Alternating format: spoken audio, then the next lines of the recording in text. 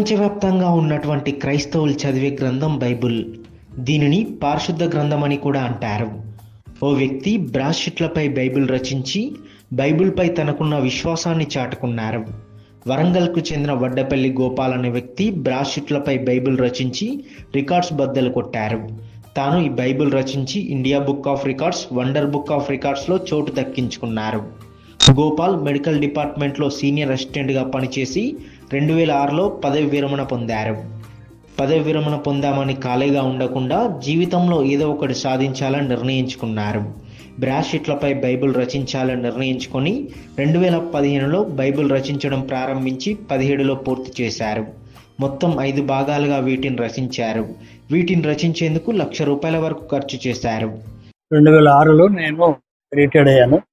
ఆ తర్వాత నా శేష జీవితము ఏదో ఒకటి సాధించాలి, రాయాలనే ఉద్దేశంతో పరిశుద్ధ గ్రంథాన్ని చదవడం, అలాగే చదివిన 2 సార్లు 3 సార్లు చదివిన తర్వాత 4వసారి ఇది చేతితో రాతే బాగుంటుందని అనుకొని ఒక మా స్నేహితుడు ద్వారా ప్రోత్సాహం ద్వారా బాండ్ పేపర్ మీద రాయడం జరిగింది. బాండ్ పేపర్ రాసిన తర్వాత అది చాలా మంది కూడా ఈ పేపర్ మీద రాసినట్టుగా నాకు వినపడింది. మళ్ళీ ఒకసారి నేను ట్రై చేసిన. ఇది హైలైట్గా ఉండాలంటే ఎప్పటికీ స్థిరస్థాయిగా ఉండాలనే ఉద్దేశంతో బ్రాస్ను ఎన్నుకున్నా. ఆ షీట్లు తీసుకొచ్చి హైదరాబాద్ నుంచి ఈ యొక్క పేపరు తీసుకొచ్చి వాటిని రాయడం జరిగింది.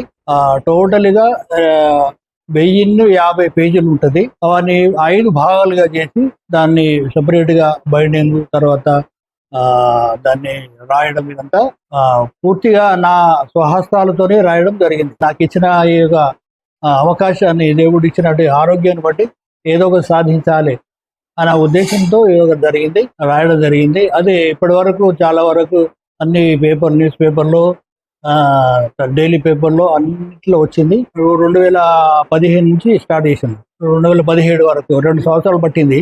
అదే 2 సంవత్సరాలు పట్టింది.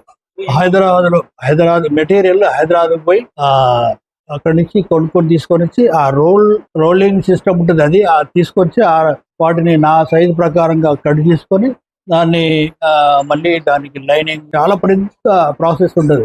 బైబిల్ రాయడానికి దాదాపు ₹1,00,000 ఖర్చు అయినాయి. అంటే 5 పుస్తకాలకు ₹1,00,000 వరకు ఖర్చు అయింది. అది 2019లో క్రిస్టియన్ ఫెస్టివల్ ఎల్బి స్టేడియంలో జరిగినప్పుడు అప్పుడు తెలంగాణ ముఖ్యమంత్రి 2019లో నాటి ముఖ్యమంత్రి చేతుల మీదుగా ప్రశంసతో పాటు నగదు రివార్డు కూడా అందుకున్నారు. ఆ తర్వాత India book of records, wonder book of రికార్డ్స్లో చోటు దక్కించుకున్నారు. ఇలా బ్రాస్ షీట్లపై బైబిల్ రచించిన ఘనత తనకే దక్కుతుందని గోపాల్ అంటున్నారు. ఇలా రచించి తనకంటూ ఒక ప్రత్యేక గుర్తింపు తెచ్చుకోవడం చాలా గర్వంగా ఉందంటున్నారు. ఫస్ట్ తెలంగాణ ముఖ్యమంత్రి కేసీఆర్ ద్వారా నాకు అవార్డు వచ్చింది, రివార్డు కూడా వచ్చింది. 116 కూడా వచ్చినాయి. ఒకటే ఎడిషన్ ఉంటుంది. నాకు 1611 శతాబ్దం కింది ఒక బైబిల్ పాత ఫస్ట్ ప్రింట్ ఈ లిపిని కనుక్కొని ఫస్ట్ ప్రింట్ ముద్రణ యంత్రం కనుక్కొని ముద్రించబడింది. ఫస్ట్ ప్రింట్ ఇది. ఆ బైబిల్ నాకు దొరికింది. మళ్ళీ నేను దాన్ని ఇంగ్లీష్లో, టోటల్ ప్రపంచంలో ఇంగ్లీష్ అనేది చాలా గొప్పగా ఉంటుంది. ఇంగ్లీష్లో లేనిది ప్రపంచమే లేదు. ప్రతి పల్లెల్లో కానీ, పట్టణాల్లో కానీ, పెద్ద పెద్ద నగరాల్లో కానీ ఇప్పుడు రాసిన తెలుగు భాషలోనే. మా ప్రదేశంలో కొన్ని చోట్ల అంటే స్టేచ్యూలో అక్కడక్కడ పెట్టినాను, కానీ మరి పబ్లిక్ అయితే పెట్టలేదు ఇప్పటి వరకు.